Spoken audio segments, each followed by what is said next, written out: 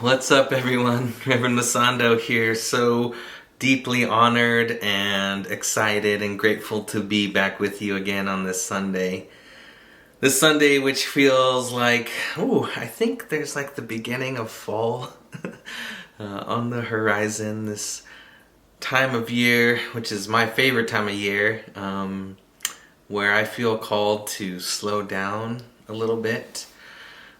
To find a pace that is more sane, that asks me to find a little bit more balance in my life as we are experiencing the balance of the amount of daylight and night that we have in any 24-hour period. A time in which I think I always feel called to go more within, to more deeply explore that inner life. It reminds me and makes me think about what the trees are beginning to do as they prepare for winter in this fall time, how there's like an in-breath of bringing in all of the sap that has been sort of, pushed to their extremities and their branches to prepare for the fall. All of that energy and sap is brought within to the core of their being, and I feel we all, as a part of this natural world, that we are not separate from that. I feel we all are being called to do that a little bit more as well. And what I'm finding is like this exploration of the inner life.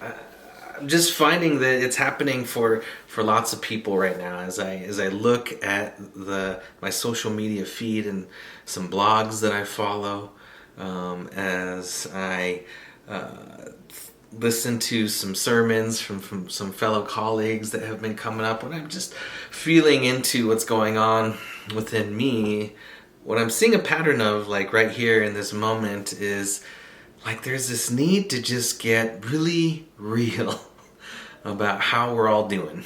This has been a crazy year. Like probably the most crazy, like without a doubt, the craziest year of my life. And I think we all are probably experiencing that in some way. And I think there was a while where, I was just trying to kind of just get through temporarily this time, thinking, it's not going to be forever that we have to do this virtual meeting as a church. It's not going to be forever where I'm working from home. It's not going to be forever where we're wearing a mask outside. And there's all of these things that I think we've adjusted to, that I know for at least me personally, I thought were going to be kind of temporary. And I think we're hitting a point now, at least for me psychologically, where we're recognizing like we may be in this for a little bit longer.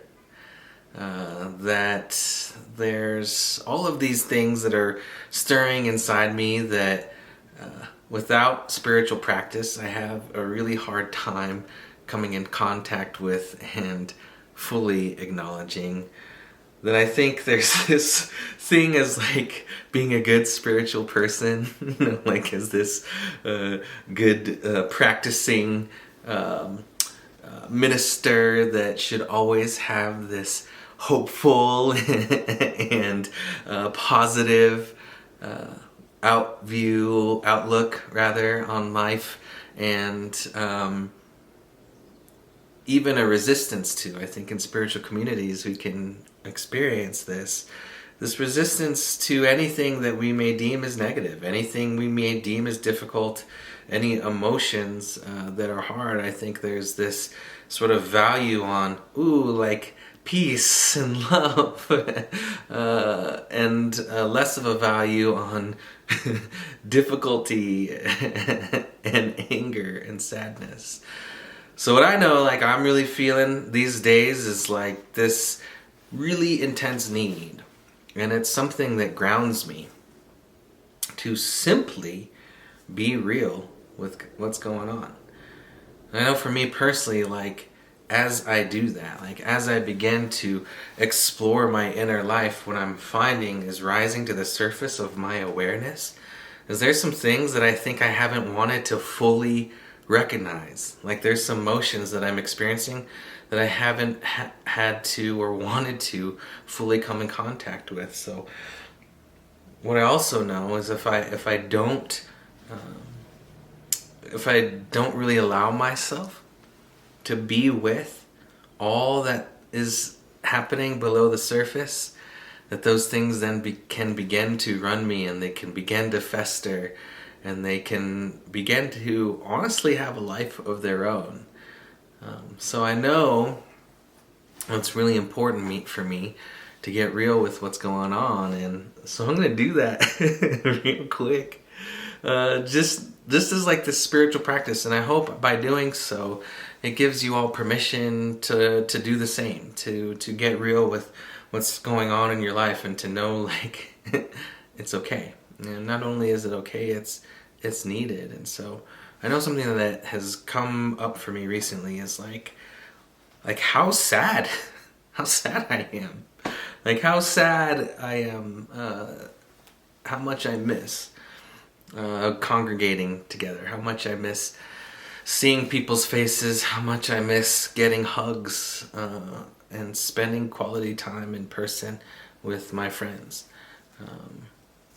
and fellow, spiritual community folks. I'm sad that, we're still not close to any kind of cure or vaccine. At least not one that the majority of our population would feel okay taking, which is really what is required for a vaccine to make any kind of change in our lives. I'm sad that I have to constantly think about every person that I've come in contact with, constantly think about every symptom that is most likely just an allergy, and wondering if that's the virus, the Rona, that's gotten in me. Thinking about how the last time I had contact with my parents or grandparents, and how I wonder if like maybe I had it and if I got them sick. Like this all sucks. And I feel like I haven't really fully given myself permission to feel that. Also, I'm feeling some anger, right? In the midst of all that is happening in our country, I'm finding myself feeling really resentful to those who may not have the same idea as me. It breaks my heart when I see the NFL football players in solidarity, and the crowd is booing them. It breaks my heart to see that there's so many people in this country that have not opened up their hearts and not really seen the clear racial injustice that continues to happen in our country. And it makes me angry how something so deeply human has so quickly become politicized. It angers me that we can't all just decide to do better and to be better. It angers me that I also feel like I'm not doing enough. And what I realized, right, like what I recognize, even by saying that, is that there is, like I feel it right now, like there literally is a weight that is released every time I allow myself just to get a little bit more real with what's going on. I recognize that it is a spiritual practice that helps me stay grounded, to have a time in which I can just say out loud or write down in a journal or just externalize in some way whatever happens to be going on in this inner life. And there's a psychotherapist named Dejana Beckman, who's the founder of Exhale Therapy, that talks about this phenomenon of emotions, and she offers this practice of curiosity as a tool for coming in contact with these negative emotions.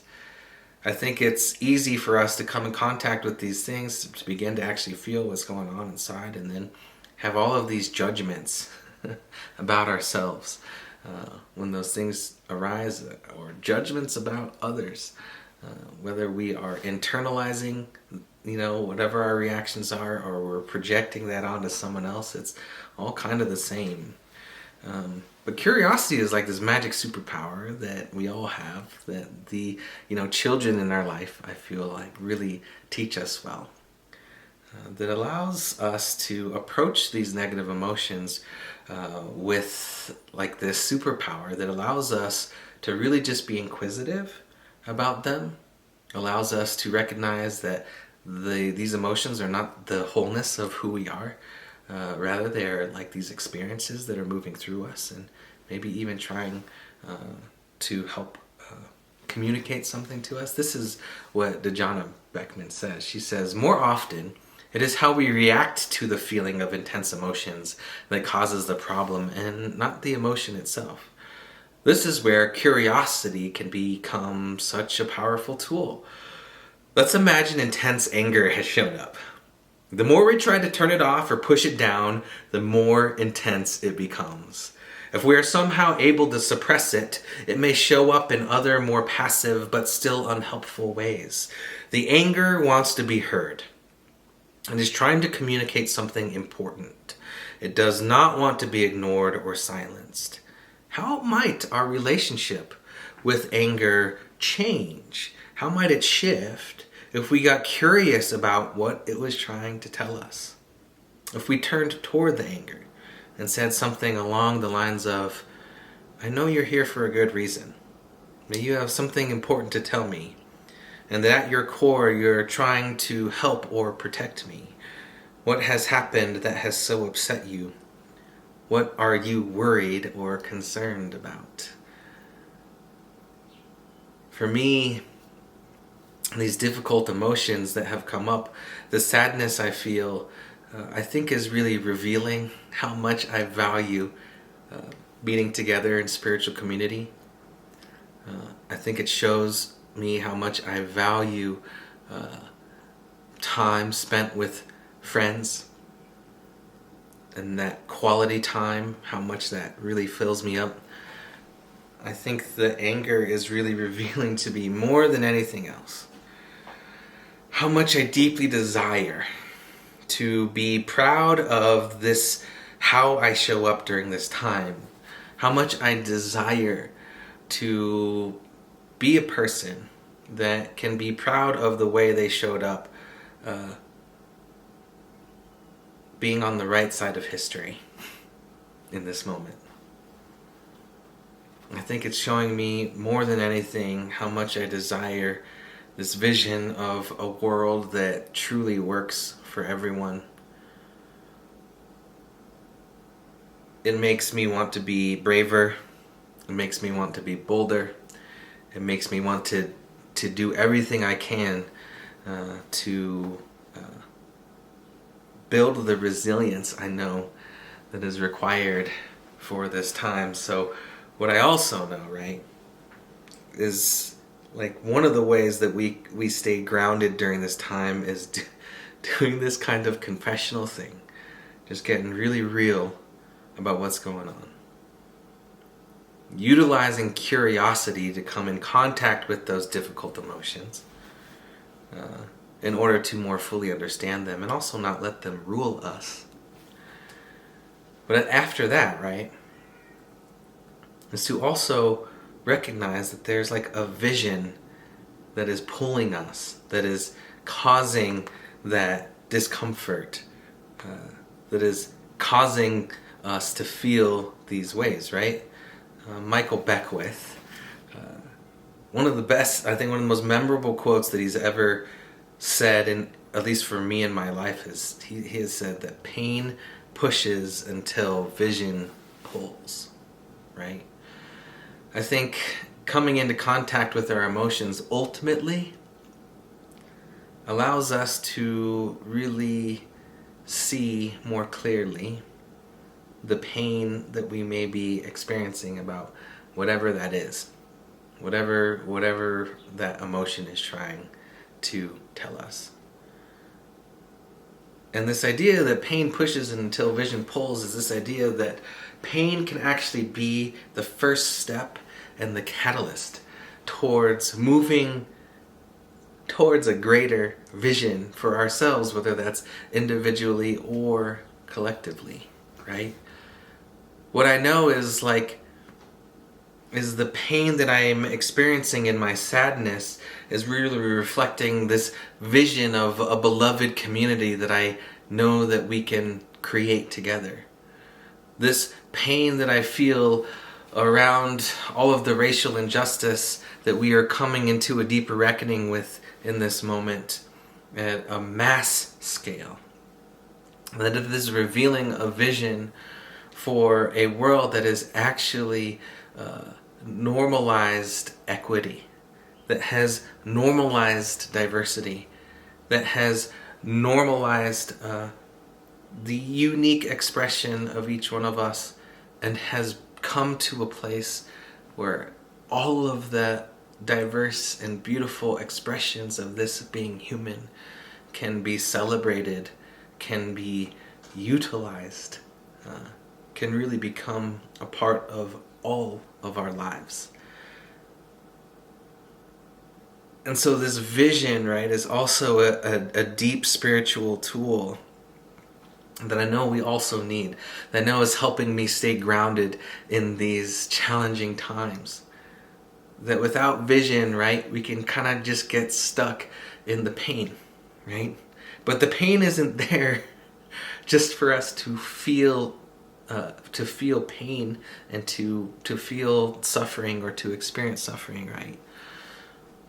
Michael Beckwith tells us that pain is there so that we can begin to come in contact with that vision, so that that vision can then take the reins and begin to pull us towards a better future, a better life, a better way of being together, of being with each other, of being these human beings that can maybe do some good for ourselves and for each other in the world.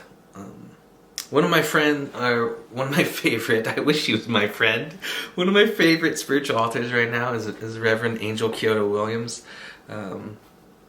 She is this Zen practitioner that has also infused justice into all of the ways that she teaches about Buddhism.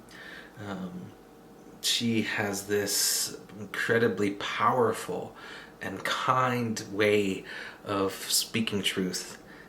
And this is what she says. She wrote this a while back, but this is what she says about what's required during these times. She says, what is required is a new Dharma, a radical Dharma, that deconstructs rather than amplifies the systems of suffering. And when she talks about Dharma, Dharma is just like this way of life. It's this kind of standard. It's the teachings themselves. It's the way that we come in contact with our spiritual life. She says, what is required is a new Dharma. A Dharma that deconstructs rather than amplifies the systems of suffering. That starves rather than fertilizes the soil of the conditions that the deep roots of societal suffering grow in. A new Dharma is one that insists we investigate not only the unsatisfactoriness of our own minds, but prepares us for the discomfort of confronting the obscurations of the society we are individual expressions of. It recognizes the delusions of systemic oppression are not solely the domain of the individual. By design, they are seated within and reinforced by society. We must wake up and cut through not only the individual, but the social ego. This is not only our potential, but now we have it as our collective responsibility. The vision that I see comes out of this understanding of the world as it is now. And we can see, I think we can see inequity at a mass scale now more than we ever have. I take hope in the fact that so many folks that have been buffered from, that have been sheltered from the inequities that exist in society are now doing so much personal work to learn about those things at a deeper level and then to do something about it. I take heart in the fact that I'm a sports nut. The NBA and NFL players right now are utilizing their platform, taking responsibility for that platform. Just like Reverend Angel Kyoto Williams said. And ensuring that this moment in time does not just stay a moment, that is a part of a greater movement that is happening in the consciousness and the hearts of our country. That the systems that we are seeking to transform, that we all have the ability to demand that and to create that kind of change. And to know that there are people who are utilizing their influence to help bring us all along, like that just brings me so much joy to know that hearts, I think, will eventually open.